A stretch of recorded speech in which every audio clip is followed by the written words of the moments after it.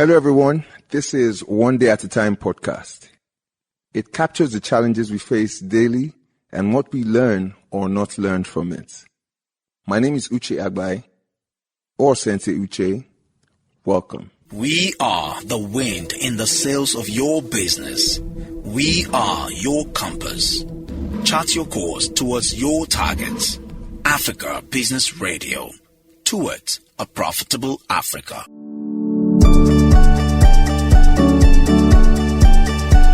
Hi, everybody. Welcome once again to another exciting episode of the podcast, One Day at a Time. Now, this podcast is a chronicle of my journey through treatments and beating cancer. My name is Uche Agbai. I am your host. In the media space, I am known as Sensei Uche.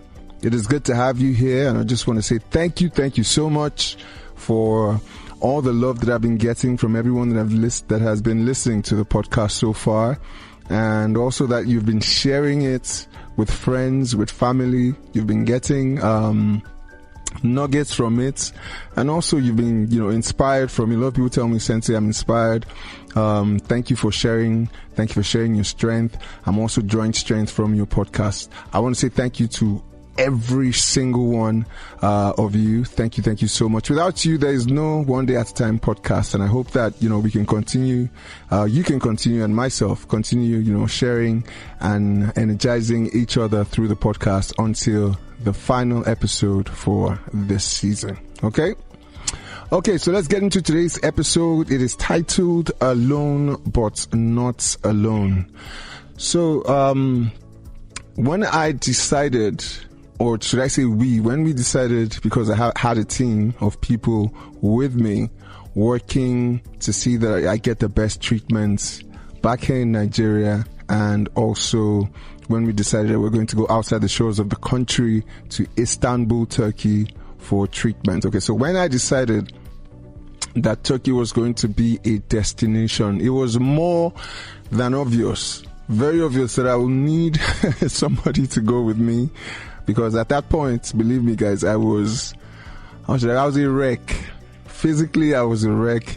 Mentally, I was a wreck. Emotionally, I was a wreck. Physically, my body had already been beaten by the disease. And, I'd already had 1-2 chemotherapy sessions back in Lagos. So the toxicity of the treatment had already started affecting me. And unfortunately, it wasn't being effective. Treatment wasn't being effective, as at the time we were thinking of going outside the country. And it was a miracle how that happened. Getting visa, meeting Dr. Bayo, of course, through Oscar and Titi, part of the team, helping me go through the journey as at the time. We had to, find a way to get to Istanbul, Turkey, which we did. And of course, someone had to be with me.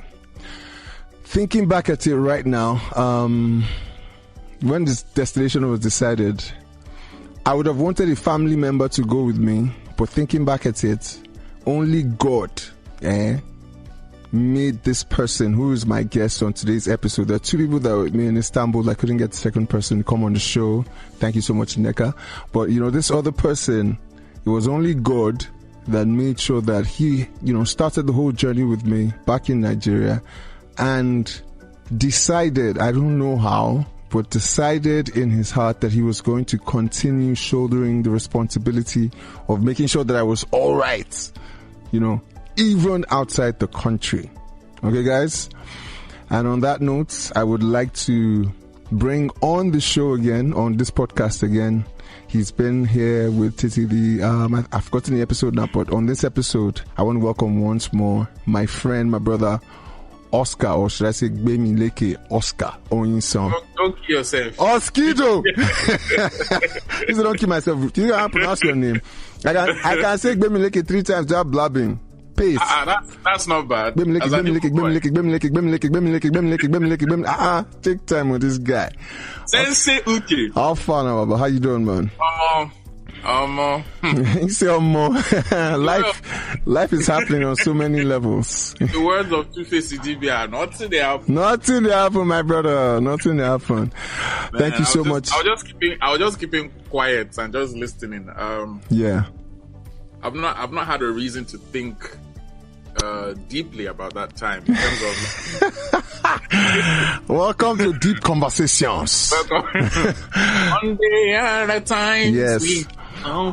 One day at a time. Okay, so like I said, it was only God that, I'm sure made you volunteer but just decide, made you make that decision to continue shouldering the responsibility of seeing that I get well, and also deciding to travel with me all the way to Istanbul. Take note, guys, this guy is a married man with 2 beautiful daughters, Amber and Ruby, twins, and also lovely wife Titi Oyiso. Busy in the media space as a producer, busy as a host, busy as everything. So for him to, just pick up from his life and say, I want to go out to Istanbul and be there with you for treatments, that was so much of a heavy decision, I'm sure, for you. But, walk me through it, Oscar. We've talked about the visa. You've talked about the visa part, right? Yeah. Okay. So the visa was a miracle. Big shout out to Dr. Dio. Yes, sir. That was a miracle, just getting the visa. And that's why the trip was such a shock, because I think we're on the 3 months waiting list, if I recall. Yes. For visa. And then we had to accelerate. So the idea was we'll come to Abuja, do the interview, come back to Lagos, and then basically just wait. Wait for the visa to come out and everything. Unknown to us, God had other plans. Definitely, and those plans were very, very timely, because unknown to us also, there was a stage. Although I would love for you to say this, as per when we got to Istanbul and doctors examined me, our first meeting with the doctors. But unknown to us, I was in a critical state. I didn't even know I was in a critical state. So I knew you were in a critical. So you might not remember this, but you were literally already shutting down from Abuja. So for those listening, Abuja I don't remember. Why? You don't, yeah. Okay. Good. You were going. So you had gotten to the point where you couldn't speak too well. Like your speech band was getting less and less. And then concentration, you were in and out. It's like you zone in, zone out. You're under a lot of stress from the visa application and stuff. First of all, I want to say a big shout out to my wife, Titi, because I was away for like a month. Yes. The idea was go to Abuja, come back. But from Abuja, we had to just take off straight into Istanbul, because we literally had no other choice. There was no time. There was coming back to Lagos would have probably been a death sentence for me. Yeah, you would likely have died. Yeah. I believe you'd likely have died. So you're one of those very few examples in my life that is a testament to the fact that God puts people in your lives at certain points for certain reasons. There were other people more qualified than I was at that time. Family, associates and all that stuff. But God has a way of getting the right person you need at the right time. And I think that was my role. Not that I volunteered, but to a large extent, I had no other choice. I had no other choice. It wasn't a volunteering thing. It was like, I couldn't walk away from this. We couldn't have raised the amount we raised. I think we had raised about 6 million or something like that. Yeah. And walk away from that. But whenever I tell your story to people, the part that I keep thanking God is that I never thought for one moment that what if we got to Istanbul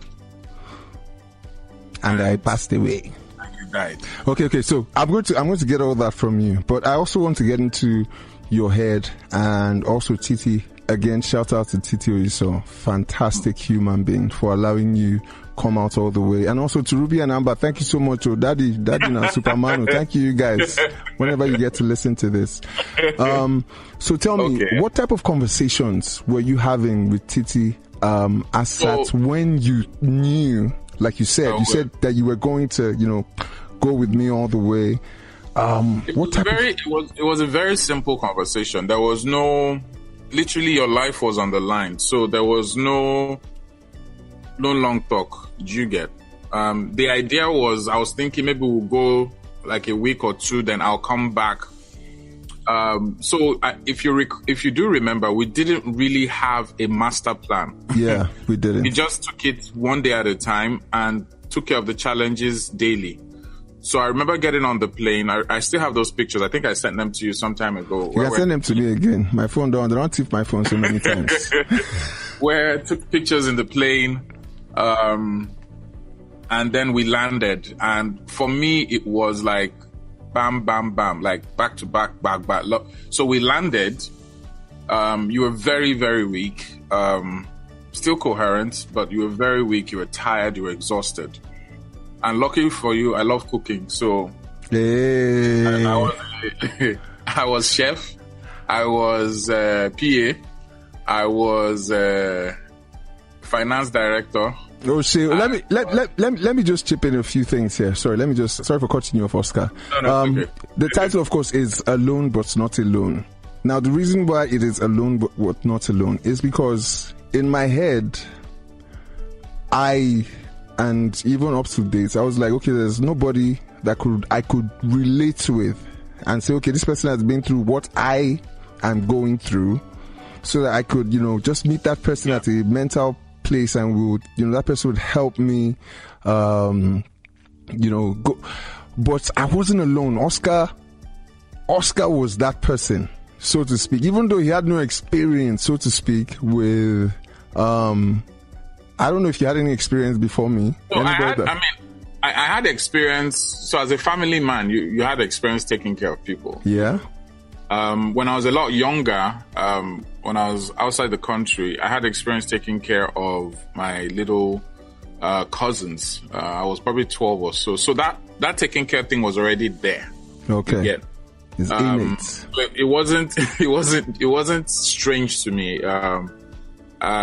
Taking care with a touch of OCD, clean stuff or cool. Yeah. So I was literally made for the job, so to speak. But for me, it was the psychological. The physical wasn't the issue for me. I didn't mind that, but the psychological in terms of pulling you back. So there are days you go into... That means you also were alone. Yeah, of course. I was alone. There was pressure from Nigeria, not from family, but from your friends, organizations. Oh, I'm not just talking about friends and organizations. I'm talking when you mentioned psychological. That's what I'm saying. Oh, yeah. So psychological for me was making sure you don't derail. I think very early in the trip, I realized that this battle was mental. It was more mental, not just for me, but for you. And if I throw in the towel, so to speak, then there was no hope for both of us, in the sense that you were just trying to get through each day. True. And for some reason, and thankfully, we never really dying wasn't an option. Amen. Yes, it was to be honest, it wasn't. It never came up. It was never about, oh, could this guy not make it? So once we got to Istanbul, it was like, oh, Hail Mary, thank God we're in a place where they know what they're doing. Yeah. I remember we were spending an average of 1 million naira every week for chemo. Yep. You were booked for 13 sessions, if I recall. You had to do 1, 2, 3, 4, 6, 7, 8, I think. Thereabouts. I think it was 8. So you had to do one every week. They basically Control-Z'd and scrapped everything that had been done in Nigeria. Then that was the time where you started writing. You started writing on paper. So you would write on paper. We got thankfully a nice Airbnb close to the hospital. I remember that when landing, I was like, look, we need to get a place close to the hospital so we don't spend money on transportation. So we got a place close to the hospital. And I think we literally just landed and went straight to the hospital. Yeah. What was it like? What was the first meeting with the doctors? What did they say? Because like you said, to be honest, I was in and out. I wasn't, I was there present, but I wasn't there. So your documentation was the first thing we had to sort out because they needed your file. I think I was in talk with Dio and your doctor. Dr. Fuson. To get a history of what had happened in Nigeria. So we're waiting for a while. What's her name, doctor? The lady, the very nice. That's Ravia. International Relations, yes. God bless her. So she was our first point of call, and very petite, very nice, and very helpful. So definitely, she was the one that even said, I think after like second week or so, or third week, that look, where we're staying is a bit pricey. There are other places we can go to. You know, she went out above and beyond. And then when the issue of money came in, there was an issue. Thank God it didn't happen in this today, because it would have been hell. Would have been crazy. They only collected dollars. So I had a friend from school, Ibrahim. He has Shout out to Ibrahim. So Ibrahim was the plug. So we'll send Naira to him and he'll credit the hospital account. Yeah. Direct. Yeah, I remember that one. So money payment was not an issue. It would have been seriously frustrating to have money and not even be able to get it to where it needs to get to. So they began treatment when they confirmed payments, the first batch of payments, and we kicked off. Okay. So I remember. Yeah. You said we kicked off. I just, like I said, the first time we met the doctors, there was something you told me after they examined me the first time, and like you told me that they were kind of not sure if treatment was going to be effective, because according to them, there had been it had metastasized, like the tumor had spread. Yeah. In certain places. And I remember you did not tell me this. That's Oscar. You did not tell me that day. So I remember. Kept it from me. I'd actually forgotten about this. So there was a danger with the treatment that I think there were options. So there was an option that if they went that way, it would be very dangerous because it was nasal. So it was in the brain and all that stuff. I remember that. But they now came up with an alternative, quote unquote, safer option, if I recall. Yeah. Which would take longer, but was safer.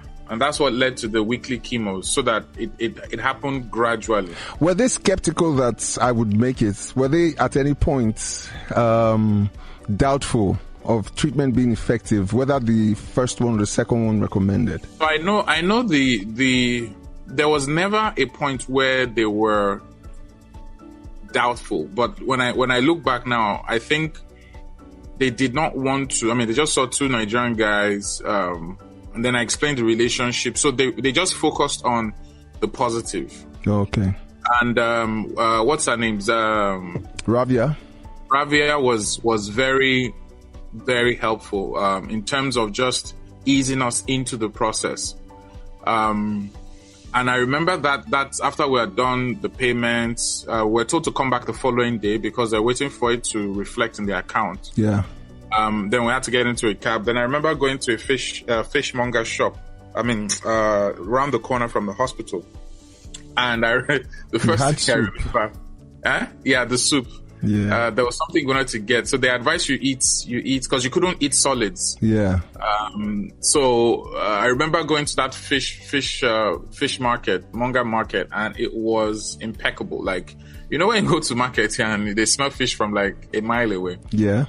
I remember not smelling any fish. Like there was fish everywhere, but it was clean.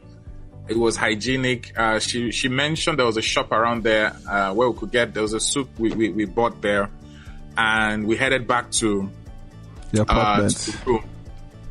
Then you just went straight to sleep. Then I unpacked, made calls, touched base with home people. There was an active WhatsApp group where a lot of OAPs were there, and personalities and stuff. So they wanted updates. And you were giving them that. You were giving them that. Okay, let me go into this. Like you said, there was an active WhatsApp group, but what was it like for you daily? Because I couldn't do much talking. You know, I'd probably just come out like for 5-10 minutes, and then I'll go back in. and I'll be knocked out by the drugs. I remember I was taking liquid morphine to help me deal with the pain. As at that time, and even with that gone, they were afraid because you are at the maximum dosage. But that was the only way I could sleep. Yeah. Morphine was the only way I could sleep. I actually literally had to just drink morphine to knock me out and sleep till the next day. So I was even afraid you were going to get addicted because that was the only way. Oh yeah. Like I remember they said I should stop the morphine at some point. They cut me off. It's like, no, you can't take it anymore because of the addiction, so that my body doesn't get used to that high dose. Yeah. I was watching this series, Brothers and Sisters, recently. It's an old series, and one of the characters is a veteran. Same thing, and got hooked and became an addict. So, I mean, looking back now, I figured that was the whole idea. But it was relief for you. You slept a better part. So in a 10-hour day, you probably sleep 8 hours, wake up to eat again. So for me, I was just touching base. That's what I want to talk about. Like your days, the time that you had. How were you able to? So I delegated. I remember. So I had an assistant who I'll delegate most of the work to. I was touching base with TT as well, touching base with OAPs. Then also the campaign was still going on. Yeah, true. Because we still had to raise money. Especially when we realized that we had to be spending like 1 million naira every week. Yep. So the campaign was going on. There was a dip at a point where people, there was this, the anticlimax of it all, so to speak. I actually felt that, that at that point, that was it. Now, but that was when I now said you needed to put out videos. I remember then we had to now put out videos, record you, put out 1 or 2 videos, because there was also the accountability to the people who contributed, so to speak. I want to know what the money was being used for. So wanted to let them know that, treatment was well, and food was a major thing for you as well. That's food. True. I remember that we also didn't let them know because of how rushed it was leaving the country. Yeah. There was no official message saying I was going to leave this country so and so day, because everything just happened, by God's grace, lightning speed, and there was no time to put out information to anybody. So the video, lightning was catching up. Lightning was catching up, but for me, it was literally a day at a time. So my worry was when you couldn't speak anymore. It got to a point where you couldn't talk. I couldn't hear you. So we switched to writing on paper. I forgot that part too. Yeah. That was the only way we could communicate then. Hey. You write on a piece of paper, and even your writing was like a 5-year-old level. Okay, yes, I remember that. I remember that now because I almost lost most of my motor functions. Yeah. Like writing, speaking, all these things, and I think it was a byproduct of the chemo and the morphine and everything. More, also, pressing on. So you couldn't coordinate yourself, your senses in terms of. I mean, your sense for food was there because I couldn't smell. Also, I'd lost my sense of taste, my sense of smell, lost hearing. Those who have had COVID, that was what he was going through. You couldn't smell. And one of the best moments I remember I've lost that video. I know what you're about to talk about. Say it, bro. So there was your birthday. We celebrated your birthday there. I remember that. Your birthday was celebrated there. September 4th. Yeah. Got you a cake from a nearby shop. We took a birthday cake picture and all that stuff. I think we put it out there. Yeah. But the most memorable for me was so I'd been doing a lot of Oyinbo, spaghetti sauce, all those things. Because you couldn't taste, it didn't really make a difference. So, but when you got your sense of smell, of your appetite, yeah, you wanted Naija food. So I remember going into the group, reached out to 1 or 2 people. Long and short, I was given the direction of a place about an hour away from where we were in town. Before you go back there, before you go in full detail, that day I recovered. I think that was after the first chemotherapy session. Yeah, I recovered my sense of smell. Yeah, there was an instant relief from the first chemo. I remember that. And I almost went when, like he said, I spent like maybe 8-10 hours of the day just sleeping. Then I woke up and I could smell. You guys, you have no idea, not being able to smell for like how many months. And then those who have gone through COVID will know the feeling. I had that whole loss of smell too during COVID period when I had. So I ran into the room, into the living room. I was like, Oscar! I was actually scared. It was like, I could smell. So your speech was third. Say that again. This guy, your food. I can smell. I was like, what? I can smell. So you used to talk. That was how you used to talk. Like, yeah. That was how you used to. But for some reason, I could understand you. So then the appetite came in, and then you. I mean, I tried with spaghetti sauce. They said you had to eat a lot of protein, fish. There were foods we couldn't eat. I remember that. So it was more of protein, chicken, no meat. There was just this list they gave us that you should eat. But the Niger boy and you and the Igbo boy and you will not agree. You wanted edikaikon, you wanted gusi, you wanted my African food. So I made inquiries and I had to take a bus trip. It was about 45 minutes to and fro. So I took a bus trip to what I would like to call Nigeria. I can't remember the name of the place, but it was in town. Yeah. And there was a community where there was actually it was a high-rise building, and on the ground floor. Big shout out to my Igbo brothers, man. The hustle is real. There was a canteen there, a full canteen, complete with flies. Like, yeah. Complete with flies. Everything was there, like the Niger food. Niger food. So I remember getting in there, and I was even afraid because it was like in a corral. So I thought, where is this guy taking me to? You see other Niger business guys, shipping, clearing guys. Yeah. And that was like the community. So went in there, went upstairs. And I was just hearing Igbo. A lot of them thought I was Igbo because I looked it, but I just kept quiet. So I said, Madam, wait, is a number even here, sir? Forget that. I know you can get it. You can't give a number. But let me also ask you, in line with the topic alone but not alone. Favor, that's her name. Ah, it's here. Shout out to Madam Favor then. Favor. So I remember telling Favor, this is what I wanted. Then I remember also doing the conversion. So I bought this 5 liter keg, container of soup. There was ogbono. There was egusi and okra, yeah. Egusi, those were the 3 I got.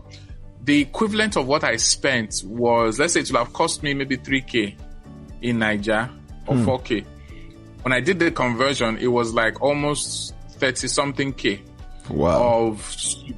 You know, it was a lot of money then. But I got it and then headed back, complete with Gary, and I made the first meal. I think it was it ogbono you first took or okra? I can't remember. I think it was ogbono. It was ogbono because I remember it being slurred, so it was ogbono. Oh, so yeah. I did the yellow Gary, and you took it and you literally like tears came out, like you could taste pepper for the first time. You wanted pepper, you wanted seeds, you wanted like Niger food. So that was my most memorable moment from that trip. It was worth the trip. Okay, so I think we've done like 25 minutes, and I'm wondering how come. So let me just. Yeah, it's 30 minutes, but like, how did time fly so fast? But let me ask you, was there a difficult moment? Is it okay for me to ask if like your most difficult moment in Istanbul? You know, going through treatment, being with me. Like, a moment that you probably just said, God, why? So the difficult moment for me, honestly, was getting to Istanbul. And for every week you got better, it was 1, proof that the treatment was working. 2, a closer date to me going back home. Yeah. To see my family, to get back into business and all that stuff. So there was never a point where I would say I was like down and out. So I'm a very half full, glass half full kind of guy. So the good news was you were getting better, especially from that very first chemo. Like the result was instantaneous. So I was happy. My worry was actually funding, that we won't be able to sustain the treatment. People, the drive for the fundraising had steamed out. We had reached out to people who claimed, the donation they were going to give, but, didn't come through. And this is not trying to, but you guys, we understand, as in it was tough. And it's tough, really, for everyone. That was even then. If you try that stunt now. I'll be alone and alone. So that was actually where my worry was a lot. Then Nneka, now, when you told me about her and that she was going to come, that was also a major high point that, okay, somebody that you know, somebody you trust, and somebody I could also trust to leave you with was also on the way. I think she came from London, if I recall. Yeah, she came from London. Okay. Oskido, we're almost out of time. I would like to... It's like I edit this out. We're almost out of time, but I want you to leave us with something, with a few words that people can hold on to, because like alone but not alone. I was alone, but I wasn't alone. Oscar was alone, you know, considering what we were going through at that point in time, mentally also, but he wasn't alone. So please leave us with something as regards, you know, this whole experience, and if someone out there is going through something, what they should know in your own voice. So, support is very key. And this is not just about cancer per se, but when you're going through anything that takes a toll on you physically, mentally, support is key. Having the right person around you, and when I say the right person for that moment. Yeah. Sometimes you need around you is not who you think you need. True. Sometimes it might be a complete stranger. Sometimes it might be somebody who understands the situation. But trust, and this is where the spiritual part comes in for me. Trust God to not give you more than you can handle in life. And whenever things like that happen, it's a call for you to step up, if I can use that word. Step up in the sense that you're being prepared for what is ahead. This podcast would never have been possible if, one, you did not have cancer, two, you did not survive it, three, you wouldn't have inspired the millions of people who needed to hear this. We can only truly understand what happened and why it happened at the end of the journey. You get, even as I'm talking to you now, we still don't get where all of this is going. Yeah. But we understand that this needs to be done. So the people factor is very key. Being vulnerable is also very key to the right person. There's some people that might not have the capacity to weigh in or to shoulder the weight of whatever you're going through. So you need to be very careful who you open up to in times of crisis. Speak to the right person also. Speak to that right person. If you're going to speak to yourself and somebody else that is, you know, trying to help someone go through something, what would you say to them? So be honest. You know, be honest. There were times that I had to even get really strict with you. You get in terms of your drugs. Sometimes you didn't want to take drugs. Sometimes you didn't want to eat. Tough love and all that stuff. You need to be prepared to be very uncomfortable. Most times, saying what needs to be said is very important in the moment. The person might later thank you or might not thank you, but do what is right by you, in the sense that do what you can live with. So, I mean, the situation varies from person to person. So, and also, you know, you need to give room for yourself to reset. I think personally, I'd been through various stages of trials. So mentally, I think I was prepared for it. But there's some people who are not. True. And it's okay. You know, it's okay not to be okay. It's okay to be able to tell somebody that you're going through that, look, I'm here for you, but I'm also struggling. Yeah. So you can't put so much burden, because you'll be useless to yourself and that person if you carry and bite off more than you can chew. True. Oscar, thank you so much. Thank you so much for doing this once again with me on this episode, Alone But Not Alone, on the podcast One Day at a Time. We're totally out of time, but I'm just going to, you know, conclude by saying that something Oscar mentioned, being the right person in the right time and for the right moments, you know, that's very important. Sometimes it might not even be family, it might not be someone you know. Believe me, I've I made like really long lasting, fruitful relationships from everything that I've gone through. I wouldn't have met Dr. Dio. I wouldn't have met Ravia. Myself and Oscar. Dr. Dio is balling now. I know. I see him. We chat on WhatsApp. This guy.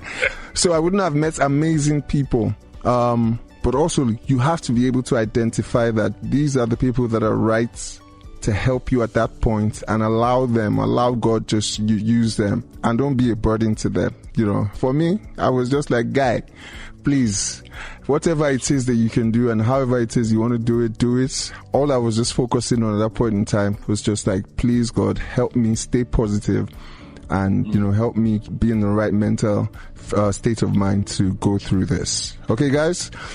And on that note, I want to say thank you so much for listening to today's episode of One Day at a Time podcast with me, Sensei Uche. Remember, you stream, you like, and you share. Follow me on social media at Sensei Uche, SENSEIUCHE. Oscar's handle is Oscar in the City on Twitter and Instagram, right? Yep. Okay, yep. So that Oscar in the City, that's his handle. So make sure you follow him. And also send messages to me. I want to hear everything that you have learned or haven't learned from this episode and previous episodes. Once again, thank you so much. Until next time, keep living one day at a time.